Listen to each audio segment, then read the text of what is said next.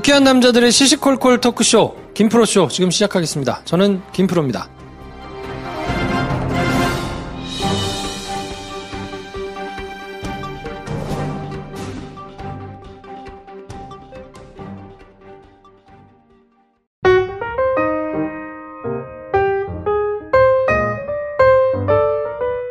네, 김 선생과 함께하는 토요 야부리 시간입니다. 안녕하세요. 저희가 수요일날 아이템이 하나만 올라왔거든요. 그렇죠. 김프로가 편집하다가 뻗어가지고 그랬을까?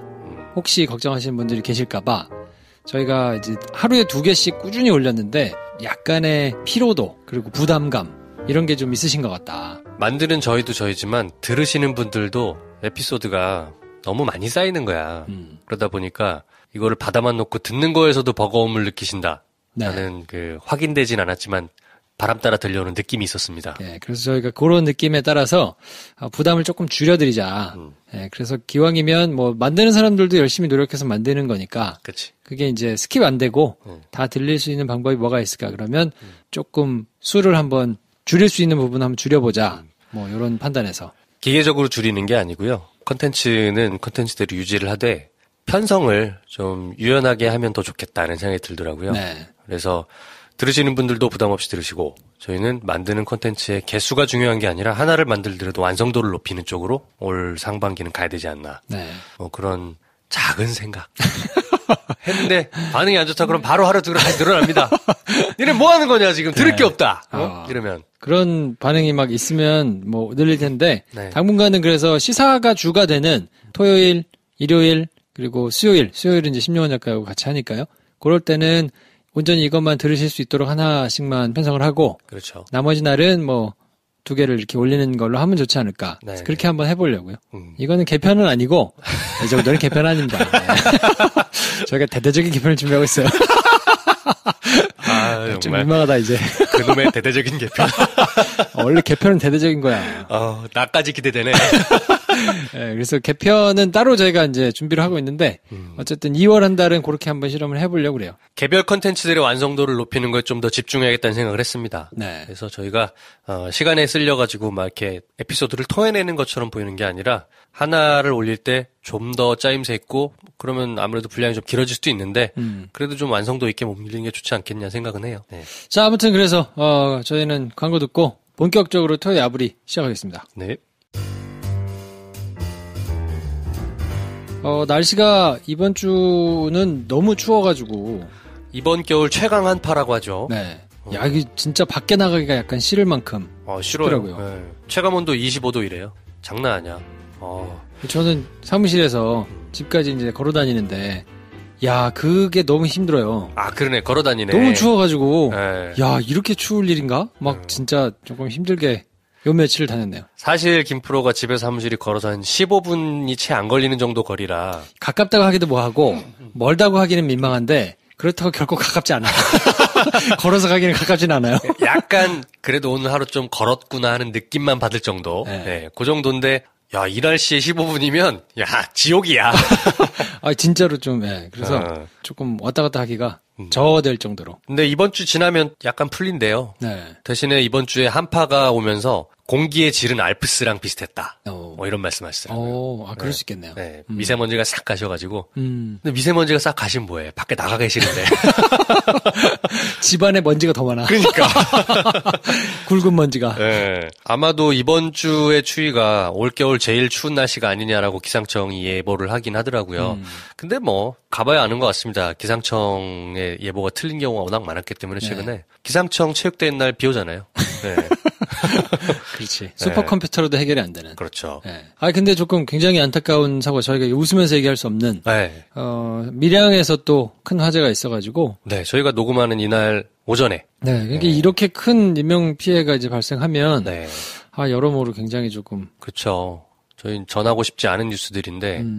병원이다 보니까 아무래도 거동이 불편하신 분들이 많으셔서. 그렇죠. 더 네. 희생자들이 많이 늘어난 것 같습니다. 1층하고 2층에서 많이 피해가 이제 발생을 했는데, 지난번에 이제 또 제천에서 화재 사고 있었을 때도. 그렇죠. 그때는 폐쇄된 공간이어서 희생자가 많았고, 지금은 병원이어서 거동이 불편하신 분들이 많아서 희생자가 많았고. 별관에 있는 요양병원은 다행히 사망자가 발생을 안 했는데 천만다행입니다. 네, 어쨌든 조금 많이 힘든 뉴스인데 이거는 뭐 실시간으로 계속 뭐 업데이트가 될 테니까 네, 언급은 네. 이 정도로만 하도록 하고요. 네.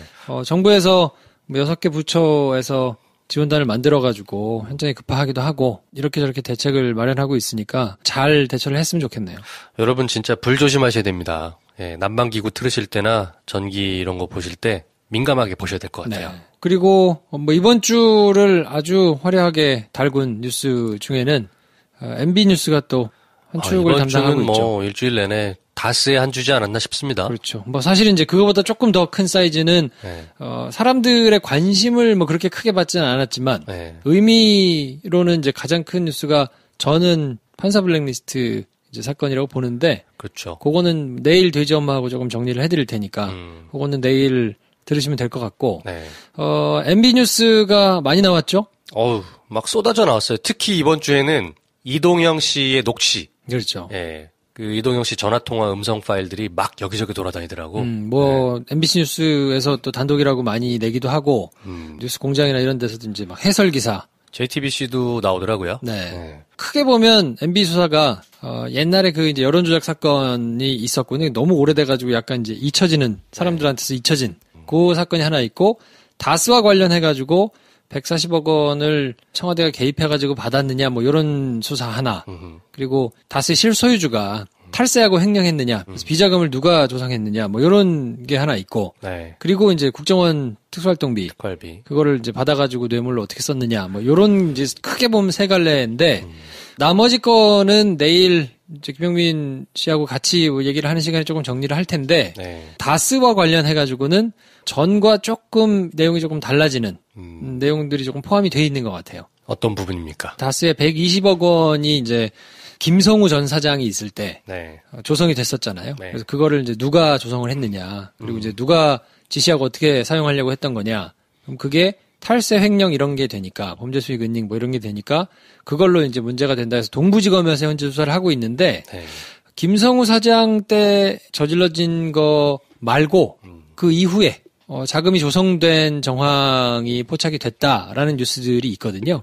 근데 비자금이 또 있다? 네, 그렇죠. 근데 그렇게 되면 무슨 의미를 가지게 되냐면 공소시효가 그전 거는 10년이었어요. 네. 그래서 얼마 안 남았었단 말이에요. 그쵸. 이제 몇 달 안 남았다고 계속해서 댓글들도 많이 있었고. 근데 그 이후에 계속해가지고 비자금이 조성이 된 게 포착이 되면 그러면 그때로 끝난 게 아니란 말이에요. 네. 근데 그 이후에는 법이 개정돼가지고 이 사안 같은 경우에는 공소시효가 15년을 적용받거든요. 근데 김성우 전 사장이 있을 때 120억 원으로 딱 끝났으면 10년이니까 촉박할 텐데 네. 그 이후에도 이제 계속 조성이 됐다 그러면 이거를 네. 좀 어려운 말로는 포괄일죄라고 그러거든요. 포괄일죄? 기사 보면 가끔 나오는데 계속 지속적으로 된 범죄를 크게 하나의 범죄로 보는 거예요. 그래서 이게 몇 회에 걸쳐가지고 이루어졌다 이렇게 이제 보는 거죠. 총액을 나오고 난 다음에 그럼 이제 이게 어쨌든 횡령, 탈세 이런 것들이 하나의 범죄로 볼 수 있기 때문에 네. 그럼 이게 끝난 게 아니잖아요. 네. 그러면 이게 15년으로 적용이 되면 시간이 충분히 확보가 되는 거죠. 비자금을 바라볼 때 중요한 게 결국에는 돈을 조성을 해서 120억이든 뭐 플러스 알파든 그 돈을 용처가 뭐냐, 누구한테 줬냐, 그게 중요한 거잖아요. 그렇죠. 그랬을 때 그 용처가 결국에는 MB냐 아니냐 이게 핵심인 것 같아요. 저희가 보기에는. 네. 그렇죠. 그래서 실소유주에 대한 얘기 또 계속해서 나오는 거고. 그러니까 간혹 이런 질문을 하는 분들이 계세요. 그 나경원 의원도 그랬지만 아니 MB가 실소유주면 뭐가 문제인 거냐. 그 차명으로 하는 게 뭐가 문제? 그걸로도 문제예요. 왜냐하면 차명으로 이렇게 소유를 하고 있으면 불법이죠. 세금을 내는 주체가 달라지는 거기 때문에 그렇죠. 뭐 그 자체도 사업자 등록증 이런 거 빌려주면 범죄다 이런 거 써 있거든요. 범죄죠. 그 네. 세무서 이런 데 가면 네. 써 있어요. 그러니까 통장을 남의 이름으로 개설하거나 네. 회사 같은 거를 남의 이름으로 설립하거나 이런 것들은 이제 반드시 문제가 되기 때문에 그것도 그 자체로도 실정법 위반인데 네. 그렇게 만들어 놓고 거기서 벌어지는 수익을 빼돌려가지고 뭔가를 하려고 했다 그러면 그 자체로는 이제 탈세와 횡령 이런 게 되는 거니까. 그렇죠. 그거의 주체가 MB가 되는 거거든요. 그렇죠. 그렇죠. 네. 그러니까 이제 그거는 의미가 굉장히 크죠. 아무 의미 없는 게 아니고. MB가 실소유주냐 아니냐라는 이슈는 사실은 핵심은 그거잖아요. 네. 네. 다스 총괄부사장이었던 이동영 부사장, 이상은 회장의 아들이죠. 그 양반이 막 울분을 토하는 이 녹취들. 시영이가 MB 믿고 이렇게 자기 것처럼 나대잖아. 이거. 그 사람들 입장에서 보면 어쨌든 자기 이름으로 세웠으니까 자기도 뭔가를 좀 할 수 있게 해줘야 되지 않냐라는 생각과 네. 더불어서 야, 다 이름이 우리 걸로 돼 있는데 그냥 우리 거라고 주장해도 할 말 없는 거 아니야? 뭐 요런 것부터 시작해가지고 여러 가지가 섞여 있었겠죠. 거기에 이시영 씨 녹취도 좀 나왔어요. 그렇죠. 이시영 씨 녹취는 이시영 씨 목소리가 약간 좀 미안한데 되게 야비하더라. 그럼 또 애가 또 잘못 들은 거네. 내가 잘못 들은 거야. 이러면서 야지를 죽이는데 네. 야, 그 아버지 그 아들이구만. 이런 생각이 드는 거야. 네, 목소리는 MB하고 조금 다르기는 하던데. 네, 말투나 뉘앙스가. 2인자 집안의 어떤 그 어쩔 수 없는 상실감 같은 게 목소리에 저는 느껴지더라고요. 정황이 더 드러나지 않겠냐 싶습니다. 네. 그리고 MBC에서 아침 뉴스에다가 네.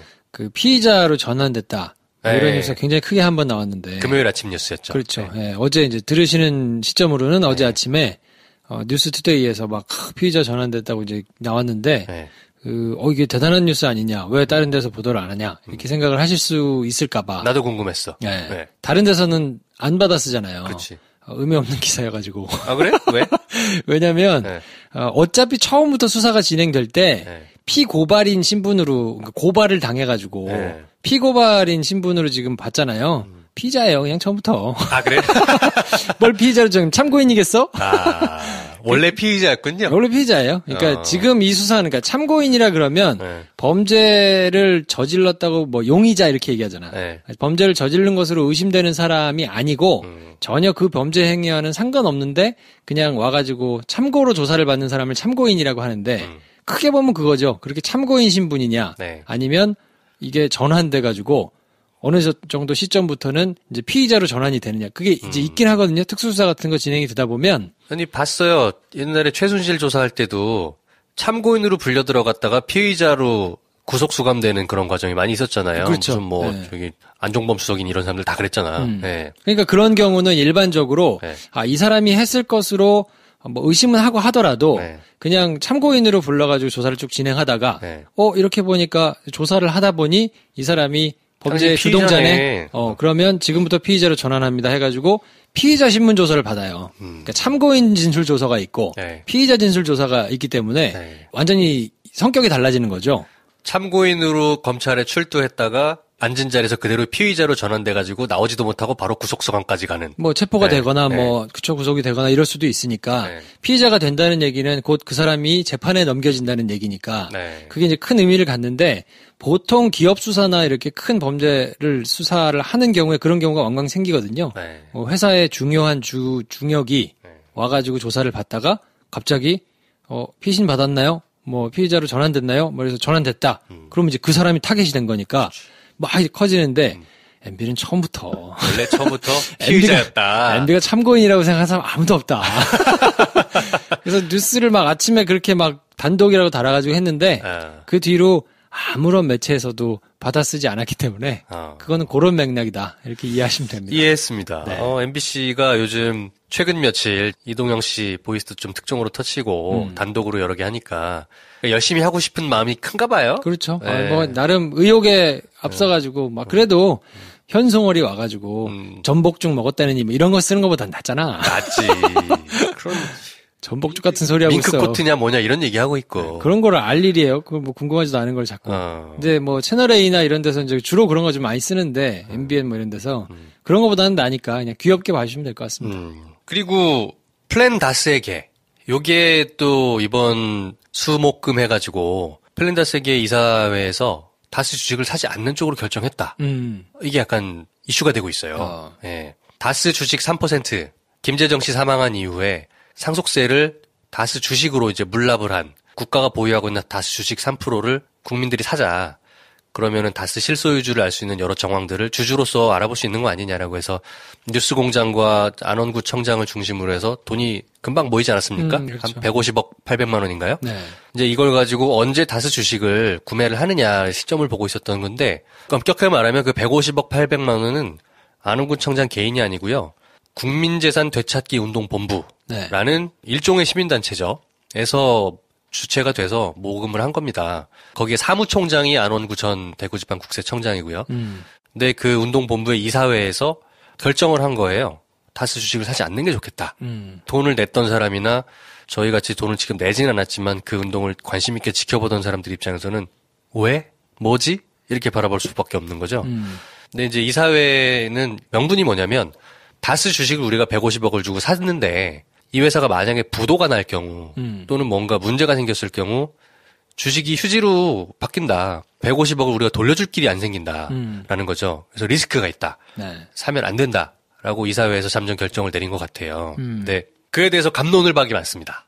특히 이제 돈을 냈던 1다스, 2다스씩 샀던 분들이 어떤 주로 의견이냐면 그 돌려받자고 낸 돈 아니다. 사라. 그리고 내가 내겠다고 한 돈을 왜 당신들이 판단을 하느냐. 나는 안원구랑 김어준 총수를 보고 산 건데 이 사회는 누구냐. 갑자기 어디서 튀어나온 사람들이냐. 라는 거죠. 저도 궁금한 거예요. 네. 그래서 좀 오늘 금요일자 뉴스 공장에 안원구 청장이 나와서 이제 정황들을 설명을 했는데 이 운동본부가 구성이 될 때 실행조직 그리고 사무국 이쪽은 이제 안원구 국세청장을 중심으로 이사회가 별도로 존재를 한 거예요. 이사회에는 사회 명망가들, 종교가 또 교수 뭐 이런 분들 위주로 이사회가 구성이 되어 있나 봐요. 두 집단이 그러니까 이사회와 실행부가 서로 원활하게 의사소통이 여태까지는 되어 왔는데 유독 이번 건에 대해서는 이사회가 실행팀이나 사무국에 우리가 이렇게 이사회를 열고 다스 주식을 살지 말지를 논의하겠다라는 얘기를 이런 방구도 비치지 않고 그냥 이사회를 열어버린 거예요. 그리고 결정을 하고 그걸 일방적으로 언론에 발표를 한 거예요. 그리고 안원구 청장도 이사회의 결정을 뉴스를 보고 한 거야. 이건 황당한 일이잖아요. 내부적으로는 그러네요. 그렇죠. 안 됐죠. 네. 서로 그렇게 뭔가 커뮤니케이션이 이렇게 중요한 문제를 얘기하는데 의사소통이 안 됐다라는 게 저는 의아하다. 뭘까? 네. 궁금하기도 하더라고요. 그러니까 아무래도 이제 돈에 대한 부담이 조금 제일 크지 않았을까 싶고. 네, 뭐 이유는 이해가 갑니다. 그것 때문에 이제 혹시 이제 뭐 날아갔거나 그러면 뭐 소송을 건다거나 뭐 이랬을 때 네. 주체를 어떻게 할 거냐, 그거를 뭐 감당을 어떻게 할 거냐, 뭐 이런 것 때문에 조금 보수적으로 결정을 했을지 모르겠는데 네. 조금 아쉬운 부분이긴 한데 그거는 경과를 조금 지켜봐야 그렇죠. 되지 않을까요? 그러니까 결정을 하게 되면 거기에 대해서 사무국이나 실행처를 총괄하고 있는 안원구 청장이랑 같이 논의를 하는 게 맞잖아요. 이사회 보고 돋는 게 아니잖아요. 사람들이. 납득할 만한 의사결정 구조는 아니었다. 그러니까 이게 왜 그런 것인지 좀 궁금하기도 하고. 네. 혹자는 또 이런 음모론도 있습니다. 뭐 이건 음모론입니다. 이사회의 일부가 MB 쪽이랑 뭔가 교감이 있는 거 아니냐. 뭐 이런 말도 있어요. 하지만 이거는 확인을 해봐야 될 정황을 좀 봐야 될 거고. 그러니까 어쨌건 국민의 돈 150억이 모여 있는 거기 때문에 이거는 향후 그 진행 과정에 굉장한 많은 관심사가 될 수밖에 없습니다. 네. 이 150억이라는 돈을 가지고 어떻게 처리하느냐, 또 어떤 것으로 다스 주식을 사든 안 사든 간에 어떤 의사결정 과정을 거쳐서 어떻게 결정되느냐는 굉장히 중요한 문제입니다. 만약에 예를 들어서 150억이라는 그 국민들의 총의가 모여 있는 상징적인 돈이 납득되지 않는 방식으로 처리가 되는 거는 이거는 안모으니만 못한 일이고 오히려 어떻게 생각하면 좋은 뜻을 하겠다고 했던 사람들의 뜻들이 분열시키는 그런 작용이 될 수도 있어요. 그러니까 이런 거는 굉장히 신중하게 잘 해야 될 것 같습니다. 내부적으로 커뮤니케이션을 잘한 것 같지는 않고 네, 그거가 어쨌든 비판의 포인트가 될 테니 그렇죠. 그 이후에 수습을 잘하는지를 조금 지켜봐야 될 것 같고요. 네. 요거는 계속 진행될 일이니까 네. 저희가 조금 챙겨가지고 네. 다음 주 소식 전할 때 조금 달라지는 내용이 있으면 정리를 해드리도록 하겠습니다. 네. 문재인 대통령 지지도가 처음으로 50%대로 떨어졌어요. 그래서 리얼미터에서 TBS 의뢰 받아가지고 했던 조사가 59.8%. 성인 2,509명을 대상으로 해가지고 네. 조사를 했는데 문재인 대통령 지지도가 최초로 50대를 찍은 거죠. 네. 60대를 찍은 것도 얼마 안 됐어요.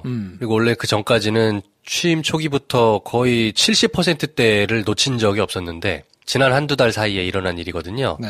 이 부분에 대해서 청와대에서는 이제 겸허하게 받아들이고 국정 운영에 좀 더 매진하겠다 입장 표명을 내긴 했어요. 그 조선일보 같은 경우에는 이제 RN서치라는 데다가 의뢰를 해가지고 네. 여기는 56.7%가 나왔어요. 네. 막 신났어 막 처음으로 60%가 무너졌다고 막 난리 법석을 막 했는데 네. 좀 그래요. 원인이 뭘까요? 아무래도 그 올림픽 이슈가 조금 있지 않았을까요?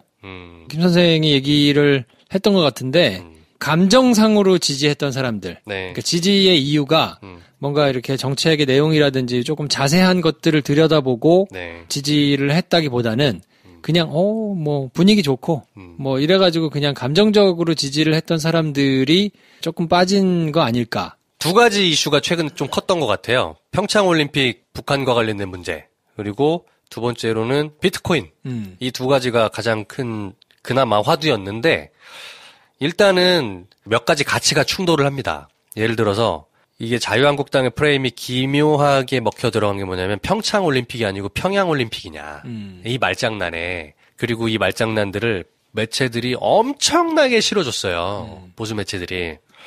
그러다 보니까 북한 체제를 선전하는데 평창올림픽이 이용되는 거 아니냐. 요런 프레임. 그리고 현송월이 왔다 갔다 하는데 뭐 왕비 대우를 한다는 둥. 뭐 KTX 대합실에서 안 내려가고 뭐 뒷문을 열어줬다는 둥. 왜 이렇게 특사 대우를 하냐는 둥.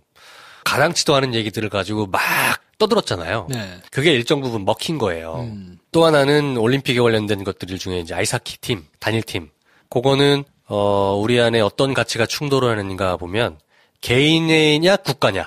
네. 국가와 국가의 어떤 안위와 명분이 우선이냐, 개인의 기회 평등이 우선이냐. 이게 충돌하고 있고. 이거는 첨예하게 갈릴 수밖에 없는 주제입니다. 그러니까 찬반 양론이 생길 수밖에 없는 이슈죠. 또 하나는 비트코인은 이거를 기회로 봐야 될 것이냐, 투기로 봐야 될 것이냐, 요겁니다. 근데 평화냐, 평양이냐, 무슨 소리야? 당연히 평화지. 이거는 자유한국당과 보수 신문들의 보수지의 말장난입니다. 평창올림픽은 이걸로 인해서 지난 몇 달 전만 생각해봐요. 한반도 전쟁 나냐 안 나냐 이런 얘기가 있었단 말이야. 근데 전쟁 논의를 뒤로 싹 해보고 어쨌건 대화할 수 있는 장이 만들어진 거예요. 이거는 굉장히 큰 성과입니다. 그리고 더불어서 평창올림픽이 평양올림픽이냐 이런 얘기를 하는데 주된 논지가 뭐냐면 북한 체제 선전을 왜 우리가 알아서 해주고 있느냐는 거예요. 뭔 북한 체제 선전을 해줘. 오히려 동계올림픽 입장식이나 이런 것들이 북한에 그대로 생중계됩니다. 그러면 남한 체제의 압도성을 선전하는 거예요, 이거는. 뭘 얼마나 북한 체제를 뭐 선전을 해주는 거야, 이게. 말이 안 됩니다. 이거는 말장난들이고 여기에 넘어가시면 안 된다. 아이스하키는 개인이냐 국가냐 이것도 막 논의가 많아요. 아이스하키 팀이 원래 단위팀 얘기가 지금 나온 게 아니었고 그리고 또 개최국 자동 출전권이 부여된 게 있었고 그렇기 때문에 이거는 우리가 이렇게 문제 삼을 일은 아니다라고 심지어 이제 문재인 대통령을 지지하는 쪽에서도 논거로 들고 나오기도 하는데 그거는 약간 옹색해요. 출전권 자체를 얻은 것이 우리 실력을 얻은 게 아니니까 북한 선수들을 넣어도 되는 거 아니냐라는 거는 아니 그건 그거고 이건 이거지. 출전권 얘기는 따로 해야죠.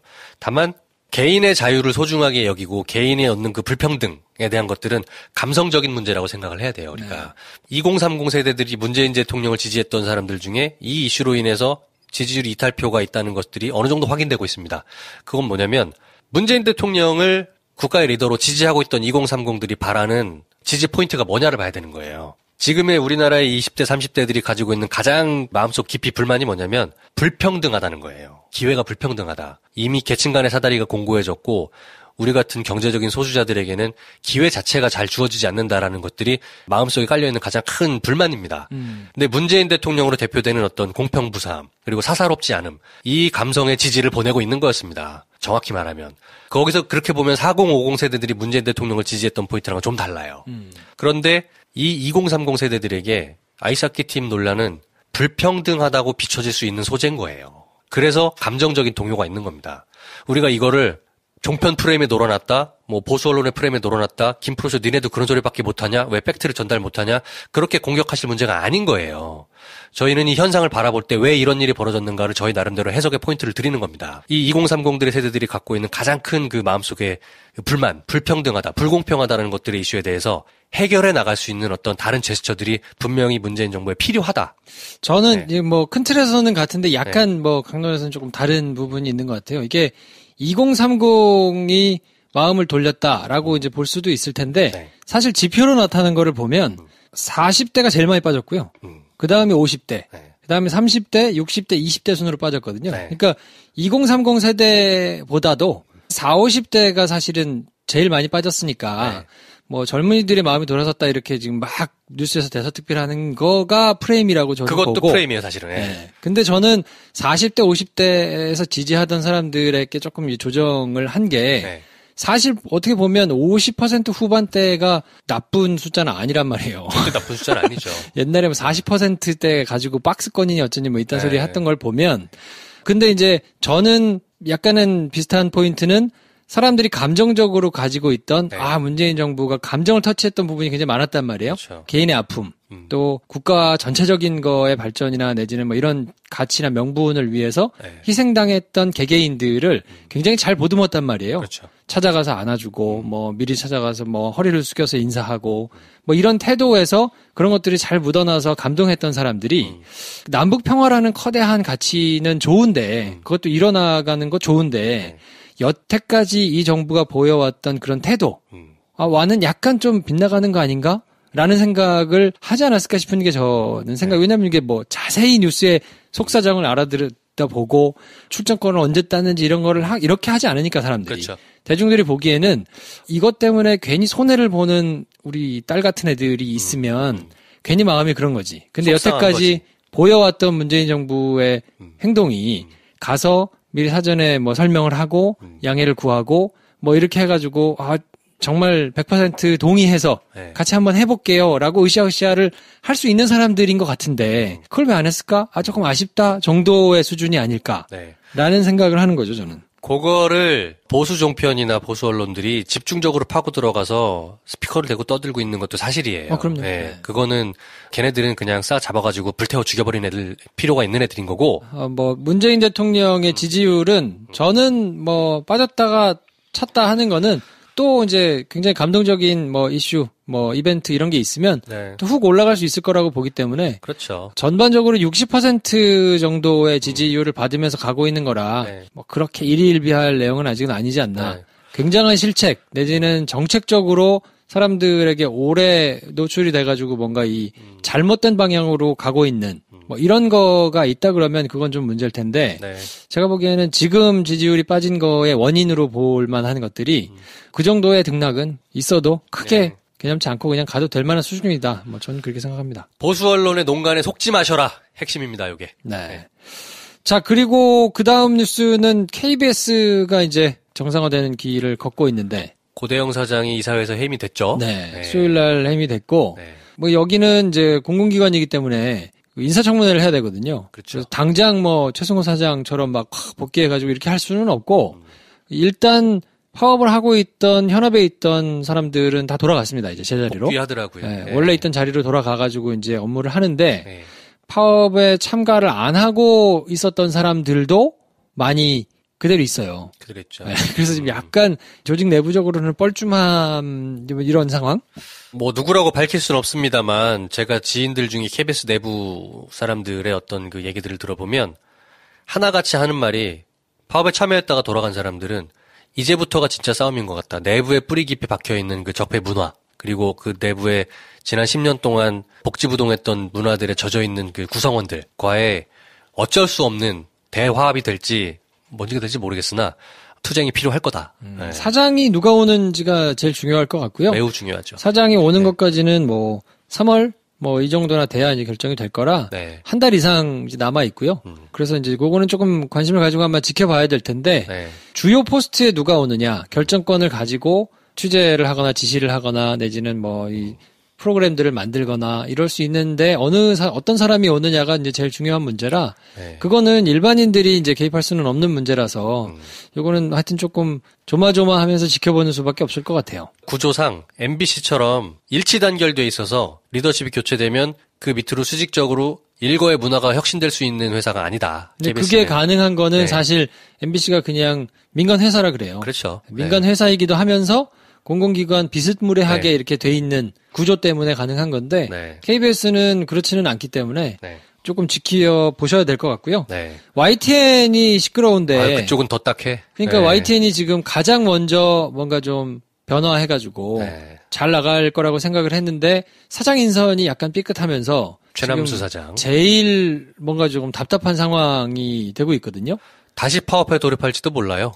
네. 최 사무사장이 사퇴를 안 하면 네. 2월 1일 날 뭐 총파업을 하겠다 이렇게 얘기를 하고 지금 내부적으로는 굉장히 시끄러운데 이거는 그냥 뭐 이렇게 쉽게 해석하기 좀 어려운 문제들이 있는 것 같아요. 한 10년 동안 쭉 회사가 진행이 되어 오면서 그 가운데서 이제 약간 친정부 성향의 말도 안 되는 사람들이 와가지고 이렇게 할 때, 아예 그때부터 들어와가지고 뭔가 이렇게 그냥 지내던 사람들도 있고 하여튼 내부 상황이 굉장히 복잡해가지고요.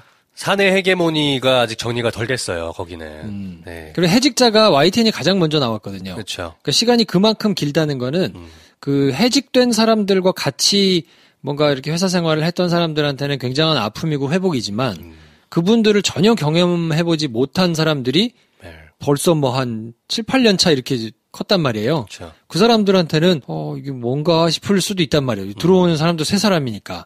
그러니까 그런 데서 오는 이제 약간 조직적인 문제? 괴리가 있죠. 네. 감정적으로 괴리가 있겠습니다. 해직된 분들이 이제 복귀를 해서 새로운 YTN이 되어야 한다는 어떤 조직 전체가 복귀하신 분이나 그 이후에 입사하신 분들이나 조직 전체가 동의할 수 있는 어떤 우리 이제 새로운 YTN은 이런 방향으로 간다. 이게 맞다라고 합의될 수 있는 비전이 아직 공유가 안 된 것 같고 세워지지도 않은 것 같아요. 그리고 이런 문제도 있는 것 같아요. MBC는 지표로 네. 그 망가진 게 너무 명확하게 나오거든요. 그쵸. 그러니까 정말 최고 탑의 자리에 있다가 이 사람들이 와가지고 막 한 9년 분탕 치는 동안에 정말 꼬꾸라져가지고 모든 지표가 다 엉망이 됐단 말이에요. 네. 그러니까 그거를 되살려야 된다 하는 커다란 가치에 모두 다 이렇게 일치 단결할 수 있지만 네. YTN 같은 경우는 꼭 그렇지만은 않거든요. 그러니까 모든 지표가 다 꼬꾸라졌느냐. 그리고 그냥 잘 모르는 사람들 시청자들 입장에서도 YTN이 정말 말도 안 되게 닭짓을 했느냐. 꼭 그렇지는 않기 때문에. 그게 애매모호한 수준인 게 문제인 거예요. 네, 그러니까 이게 완전히 무너진 거를 회복하는데 모두가 일치 단결을 하기가 네. 약간 조금 외부적으로 어려운 거 아니냐. 뭐 이런 생각도 조금 들기도 하고. 김프로가 얘기했던 지표라는 게 이해를 돕게 설명드리면 일단 시청률. 그 시청률이 방송사의 어떤 영향력을 말해주는 지표 중에 하나잖아요. 그게 MBC는 말도 안 되게 꼬꾸라졌고 그리고 시청률과 더불어 어떤 인지도 그리고 영향력, 신뢰도 이런 모든 것들이 MBC는 그 전과 비교할 수 없을 만큼 바보가 됐단 말이에요. 근데 YTN은 그런 지표들이 그렇게 큰 차이가 생기느냐?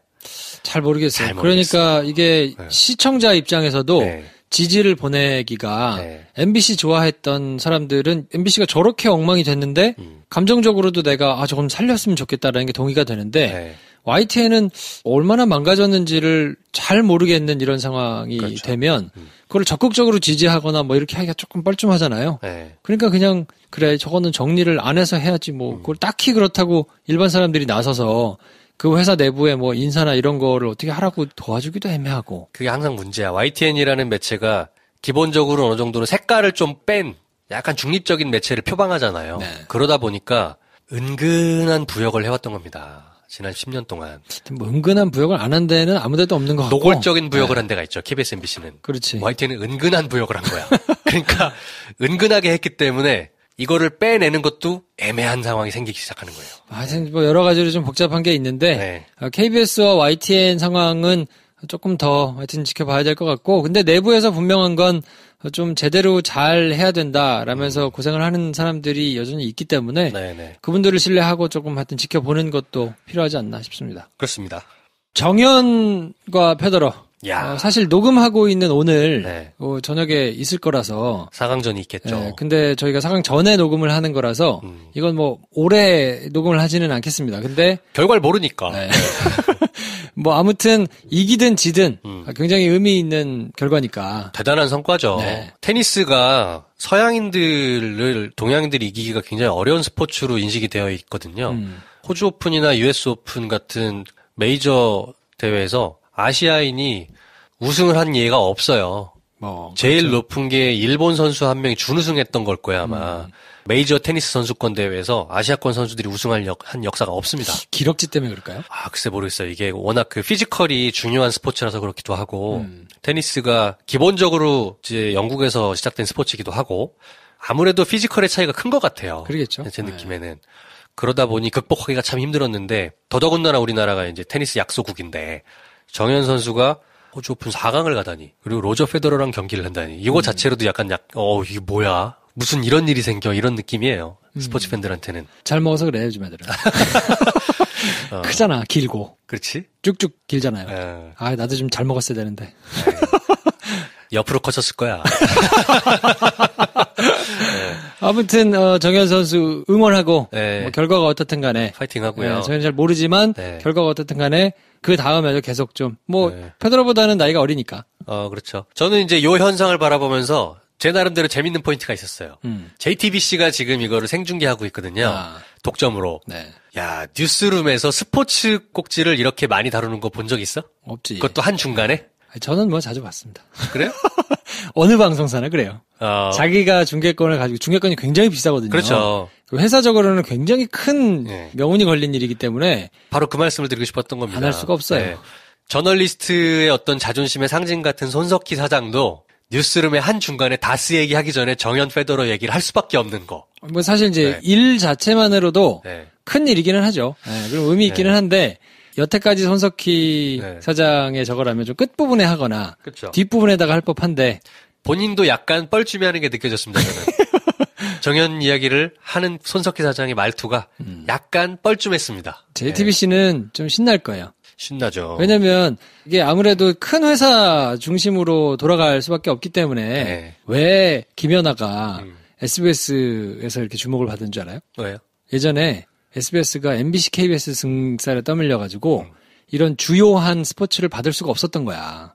그래서 피겨를 샀구나. 그래서 피겨를 우리가 중계할 수 있었던 거예요. 그래서 보면 SBS는 아주 김연아 선수가 어렸을 때부터 연습하고 뭐 이런 영상이 다 있어요. 그때는 그러니까 완전 찌그러져가지고 받은 거지. 그리고 골프도.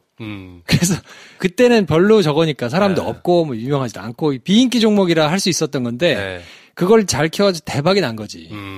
이 MBC, KBS가 주도하던 시장에서 SBS가 초반에는 힘을 못 펼 때. 그렇죠. 스포츠 판권은 그렇거든요. 기존에 거래하던 애들이 조금 더 메이저들이 아무래도 협상에 우선권이 있어요. 같은 가격이면 KBS, MBC 주지 SBS를 안 줍니다. 그 옛날에는 그랬어요. 근데 지금은 이제 그 계기로 해서 SBS도 메이저가 됐겠죠. 지금 이제 뭐 20년 넘었으니까 메이저가 돼가지고 같이 이제 하는데 JTBC가 딱 그 짝인 거예요. 그렇지. JTBC가 딱 그 짝이에요. 근데 JTBC가 스포츠 판권을 사가지고 재미 본 역사가 별로 없어요, 여태까지. 뭐 축구도 사고 나름대로 지르긴 했는데. 가장 슬픈 역사가 저 분데스리가거든요. 독일 프로축구 분데스리가. 손흥민 때문에 샀죠? 그쵸. 손흥민 때문에 산 거야. 손흥민이 레버쿠젠에서 막 챔피언스리그에서 골 넣고 한 시즌 막 20골 가까이 넣고 했을 때 분데스리가 중계권을 나름 또 야심차게 구매했는데 토트넘 갔습니다. 많아 그런 거요. 많아. 그리고 분데스리가의 박주호, 구자철, 지동원인데 다 죽수잖아. 정말 시청률 최악입니다. MBC가 전에 한번 그랬던 것 같기도 하고요. 류현진이 메이저리그 했을 때 돈 세게 때려봐가지고 한번 샀거든요. 그 다음 해 뭐 빌빌대가지고 저거 부상이었지. 많아요 그런 거. 많죠. 그러니까 스포츠는 복불복이라. 근데 스포츠 판권이 진짜 비싸요. 우리나라 들어오는 거는 그나마 싼 건데 그냥 쉽게 설명을 드릴게요. 미식축구 있죠. NFL. 1년 중계권이 5조예요. 1년이. 그리고 뭐 프리미어리그는 3년간 7조가 좀 넘어요. 한 시즌으로 따지면 2점 몇 조, 2조 몇천억인 거죠. MLB, 메이저리그 야구 1조.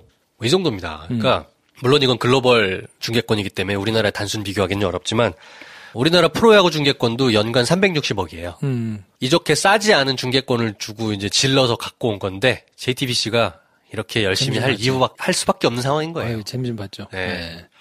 자, 그리고 TV 얘기 하나만 더 하면 지난주부터 이제 블랙하우스. 그렇죠. 정규 편성 받아가지고. 저의 예언이 적중하여 지난해 말에 했던 파일럿은 정규 편성을 염두에 둔 실험이다. 역시나 적중해서 이제 2편이 방영이 됐습니다. 어떻게 보셨나요? 보셨나? 안 봤어. 전 봤거든요, 둘 다. 재밌어. 동시간대 11시가 저거 했잖아요. 썰전이야, 썰전. 그렇죠. 썰전이랑 시간대가 딱 붙어 있어요. 근데 썰전이 시작 타이밍이 한 10분 빠르더라고. 저는 감히 예상해 보건데 2월 안으로 썰전과 블랙하우스의 청취율 역전 현상은 반드시 나타난다. 초반에 스코어는 썰전이 아직은 위에 있어요. 4.9%. 그리고 지금 블랙하우스가 4%, 해투가 4.4% 이렇게 나왔거든요. 그러니까 3등인데 저는 저 썰전에서 박형주 씨 좀 빨리 어떻게 좀 해야 될 것 같아요. 그 우리가 작년부터 계속 얘기했던 리스크 포인트였잖아. 나는 그분 때문에 그전에는 썰전 챙겨서 봤는데 잘 안 봐요, 요즘에는. 나도 잘 안 보게 돼 있어요. 특히 이번 주에 제가 썰전이랑 블랙하우스를 동시에 놓고 보고 있었는데 노무현 대통령과 이명박 대통령의 어떤 자신에게 대한 검찰 조사에 대응하는 자세의 차이를 설명했어요. 이명박 대통령에 대한 얘기를 박형준이 할 수 있겠냐고. 헛소리만 많이 했습니다. 그래서 보면서 진짜 짜증난다. 못 보겠다 싶더라고. 너무 약간 궤변이야. 너무 궤변이야. 그래서 저희는 썰전이 우리가 JTBC 썰전을 걱정할 이유는 별로 없어요. 그렇지. 우리나 걱정. 김프로쇼를 걱정했지 지금. 청취자 입장에서 보다 재밌는 프로를 보고 싶은 욕망이 있잖아. 네. 그럴 거면 보수 패널을 교체해야 되는데 누가 좋을까를 생각을 해봤어요. 6개월짜리로 1년짜리는 좀 길고 6개월짜리 패널로 정두원이 괜찮을 것 같다는 생각을 많이 했습니다. 판도라 나오잖아요. 데리고 오면 되지. 상도상 어떻게 데려와? 판도라 메인 MC도 아니고 상관없습니다. 그거는 옮겨 다니는 거는 그렇지. 정두원 정도면 그렇죠. MB에게서는 좀 자유로우니까 자유롭다고 하긴 좀 그렇지만 어쨌건 요즘에 까니까 있는 얘기 없는 얘기 다 하고 그리고 정두원 씨가 은근히 방송 캐릭터가 좋더만 보니까 말을 막 잘한다고 해가지고 방송 캐릭터가 항상 좋은 건 아니거든요. 무심하게 툭툭 던지는데 이렇게 있을 때가 있어요. 그 눈빛하고 슬쩍 뭉치는 듯한 말투가 상당히 그 예능적이더라고요. 저 양반은 썰전에 안 치면 참 재밌겠다는 생각이 들어요. 유시민 작가의 특유의 그 논리적이면서도 날카로운 느낌이랑 정확하게 대치되는 지점에서 슬쩍 눈치고 넘어가면서 펀치를 한 박씩 날리는 그런 느낌이 재미를 만들어낼 수 있겠다. 그래서 저는 정두원 의원을 강력하게 추천하고 싶은데 이 방송을 듣겠어. 의미 없죠. PD가? 아이고 의미 없다. 우리끼리 해보는 소리다. 자, 그래서 이번 주도 있었던 일들을 쭉 이렇게 정리를 해드렸는데 명작 재개봉 초반 스코어가 별로 좋지는 않습니다. 네, 그렇죠. 이렇게 안 좋으면 이번에 저희가 대대적인 손해를 보자. 말씀드리지만 저희가 돈 버는 행사가 아니거든요. 꽉 차야 저희에게 손해가 없고 꽉 안 차면 안 찬 만큼 저희가 극장에다 돈을 주는 시스템이거든요. 그리고 사실 에코백도 팔면 다 기부하기 때문에 저희한테 돈이 남는 건 없어요. 아이캔스픽 한번 보러 오세요, 여러분. 폭망하면 이제 명작 재개봉은 못해요. 바로 당신 같은 지금 말이 뭐냐면 북한의 벼랑끝 전술인 겁니다. 그렇지. 벼랑끝 전술이야. 벼랑끝 전술이 늘 성공하는 건 아니야. 핵을 쏩니다, 여러분. 굉장히 없어 보이거든. 하여튼 아이캔스피크 영화 자체가 글쎄 이렇게 생각하실 수도 있을 것 같아요. 근데 영화도 매우 좋고 그리고 저희가 준비한 굿즈들도 그 자리에서 같이 받아보시고 일단 무엇보다 김포쇼 멤버들이 저희가 가서 같이 이번에는 다 인사하고 다 허그하고 진짜 좀 친한 척 할 겁니다. 그럼요. 한번 인사하러 저희 좀 보러 와주세요. 자, 아무튼 이번 주 토요 야부리는 여기까지고요. 저희는 다음 주 토요일 날 또 이슈들을 가지고 찾아뵙겠습니다. 다음 시간에 뵙겠습니다. 고맙습니다.